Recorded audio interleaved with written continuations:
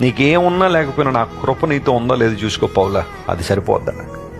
ఎంత అద్భుతమైన ఆన్సర్ అది. ఈరోజు బహుశా నీ జీవితంలో కూడా చింతలు, కలవరాలు, ఆందోళనలు నిన్ను కృంగదీస్తున్నాయా? ఏ ఒక్కరు నాకు తోడుగా లేరని బాధపడుతున్నావా? దేవుని కృప నీకు తోడుగా. ఆ కృప నిన్ను రక్షించే కృప, ఆ కృప నిన్ను దేవునికి దగ్గరగా తీసుకొచ్చే కృప, దేవుని కృప నిన్ను బలపరిచే కృప. పౌలు మహాశయుడు అంటాడు, అందుని బట్టి తిమోతికి రాస్తూ, నా కుమారుడా, క్రీస్తు యేసునందున్న కృప ద్వారా నువ్వు బలవంతుడు కమ్మని. బలహీనమైన క్షణాలు కొన్నిసార్లు మన జీవితంలో రావచ్చు. ఎంత ధైర్యంగా ఉంటున్నా కొన్ని పరిస్థితులు మన మీదకి వచ్చినప్పుడు ధైర్యాన్ని కోల్పోవచ్చు. అలాంటి పరిస్థితుల్లో ఆత్మబలం ఎక్కడి నుండి తీసుకోవాలి?